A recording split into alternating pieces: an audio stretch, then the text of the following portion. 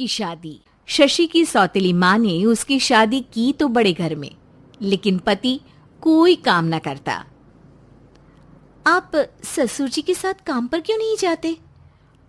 हाँ जाऊंगा, लेकिन कल से। आज जरा मैं दोस्तों के साथ घूमने जा रहा हूँ। शशि के 2 बच्चे होते हैं, लेकिन रमेश का हाल वैसा का वैसा ही रहता है। एक दिन, सुनिए ना, बच्चा रो रहा है, इसके दूध के लिए पैसे नहीं है। अरे तो पिताजी से ले लो ना। क्यों? अगर आप में कमाने की क्षमता नहीं थी तो शादी क्यों की? तभी घर आई बड़ी ननद बोल पड़ती है।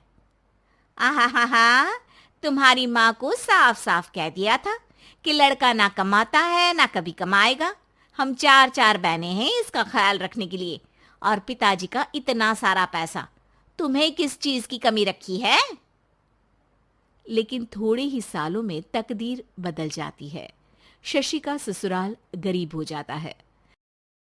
सब बिकने के बाद शशि अपने पति, बच्चे और सास के साथ किराए के मकान में आ जाती है। मैं कोई नौकरी करना चाहती हूँ दीदी। अरे इतने बड़े घर की बहू थी शशि, तुम नौकरी करोगी? नहीं नहीं नहीं नहीं। नहीं करूंगी तो घर कैसे चलेगा? बच्चों को भी तो पालना है ना। तभी शशि का भाई आ जाता है। शशि, ये ले राशन का सामान, किसी भी तरह की कोई भी जरूरत हो तो बताना। भाई, अब मैं नौकरी करूंगी। देख बहन, वैसे तो मैं तेरे साथ हूं, लेकिन हाँ, मैं ये भी चाहता हूं कि तू अपने पैरों पर खड़ी हो जा। शशि को एक प्ले स्कूल में छोटे बच्चों को संभालने की नौकरी मिल जाती है। एक दिन, शशि, मेरे स्कूल को अब तुम संभाल लो। मैं कुछ दिनों के लिए अपने बेटे के पास जा रही हूं। लेकिन प्ले स्कूल अकेले मैंने कभी नहीं संभाला है। अब ये सब मैं नहीं जानती। इतने महीनों में तूने जो देखा, बस पूरे आत्मविश्वास के साथ उसे करना। शशि नीलम के जाने के बाद पूरे 1 महीने उसका स्कूल अकेले संभालती है, और फिर एक दिन आता है जब वो अपना खुद का स्कूल भी खोल लेती है।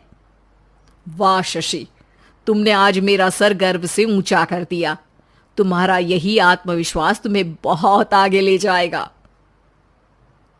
नीलम, बहुत आगे जाने की चाह नहीं है, बस ये छोटा सा स्कूल मेरे बच्चों की अच्छी शिक्षा में मेरी मदद करे, यही मैं चाहती हूँ। शशि थोड़े थोड़े पैसों से ही अपना परिवार पाल रही थी। एक दिन उसके घर उसकी बड़ी ननद आती है। अरे भाभी, घर में कूलर तो लगा लेती, मेरी माँ को कैसे पंखे में लिटा रखा है। अरे तो शशि कौन सा एसी लगा कर सो रही है, वो भी तो यहीं रहती है ना मेरे पास। ज्यादा यहाँ आकर मेरी बहू को परेशान न किया करो। हाँ, मुझे भी शौक नहीं है इस छोटे से घर में आने का। मैं तो बस ये बोलने आई थी कि मेरे बेटे की शादी है तो ननिहाल का जो नेग होता है वो ले आना। हाँ, जितना बनेगा कर देंगे, और ना हुआ ना तो वो भी नहीं करेंगे। तभी शशि बोल पड़ती है। अरे नहीं नहीं माँ जी, रीटा घर की बेटी है, उसके ससुराल वाले उससे शादी पर पूछेंगे कि मायके से क्या मिला। रीटा, तुम मुझे सामान की लिस्ट भेज देना, मैं पूरी कोशिश करूंगी कि तुम्हारी हर डिमांड को पूरा करे।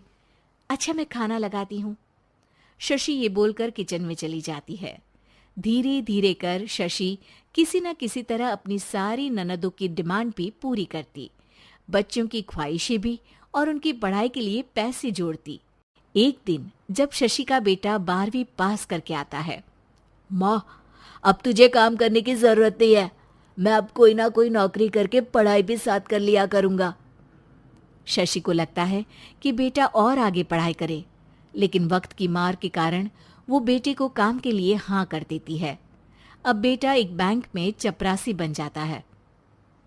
लड़का देखने में तो बड़ा अच्छा है, अंग्रेजी भी पटर पटर बोलता है, फिर चपरासी क्यों? लड़का सारी बात मैनेजर को बता देता है।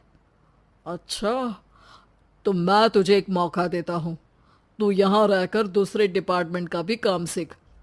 अगर तू किसी एक का भी काम अच्छे से सीख गया तो मैं तुझे यहाँ टेबल चेयर में बैठने वाली नौकरी दे दूंगा। लेकिन एक दिन शशि की ननद उसे फोन करती है। अरे भाभी, देखो मायका तो मेरा तुम लोगों से ही है। मैंने आपके बेटे और मेरे भतीजे प्रदीप के लिए यहाँ एक नौकरी देखी है। पूरे 5,000 मिलेंगे। वैसे करता ही क्या है, चपरासी ही तो है ना। कोई बात नहीं रीटा, मैं उसे इस शहर के बाहर नहीं भेजना चाहती हूँ। बाकी वो शाम को आएगा तो मैं पूछ लेती हूँ। वहीं प्रदीप मैनेजर की बात से खुश हो जाता है और मैनेजर के काम पर ही नजर रखने लगता है। वो उनकी तरह के पेपर पढ़ता, काम करता और आने वाले लोगों की बातें सुनता। एक दिन बैंक में ऑडिट वाले आते हैं। ये गलत है, पूरी बैलेंस शीट नहीं मिल रही है, कहीं ना कहीं गड़बड़ है। ए मैनेजर, क्या करते हो? बैंक के पैसों का हिसाब सही नहीं है। मैनेजर के पसीने छूट जाते हैं। तभी प्रदीप वहां जाता है। अब क्या मैं ये बैलेंस शीट देख सकता हूँ? अरे बेटा, मजाक नहीं, जाओ पानी लेकर आओ एक गिलास। प्रदीप मैनेजर को पानी लाकर देता है और फिर ऑडिटर से कहता है, देखिए सर, मैं आपको बता सकता हूँ कि कैसे बैलेंस शीट को आप लोग गलत तरीके से जोड़ रहे हैं। ऐसा बोलकर प्रदीप एक एक कर सारे डाउट क्लियर कर देता है। अरे हाँ, ये तो पॉइंट हमने देखे ही नहीं थे। गुड, कौन है ये बच्चा? तभी मैनेजर बोल पड़ता है, अब हमारे यहाँ अकाउंट में नया आया है। ऑडिटर के जाने के बाद, वाह प्रदीप, आज तो तुमने मेरी नौकरी बचा ली। और आपने भी तो मेरी नई नौकरी लगा दी, अकाउंटेंट की। बस फिर क्या था, प्रदीप ने एक बार जो सफलता की सीढ़ी चढ़ी, बस चढ़ता ही चला जाता है। फिर एक दिन शशि की ननद, अरे भाभी कैसी हो? घर को तो बड़ा ही सुंदर चमका रखा है। अरे बेटी, कैसे आना हुआ? तू तो इस छोटे से घर में आना भी नहीं चाहती थी। कोई खास काम है क्या? अब हाँ, वो माँ, मेरा जो मजला बेटा है ना, वो अकाउंट से पढ़ाई कर रहा है, तो प्रदीप से बोलकर उसकी भी कहीं अच्छी नौकरी लगा दो ना। सास और शशि समझ जाते हैं कि कैसे पैसे आते ही लोगों के बात करने के तरीके से लेकर रिश्ते निभाने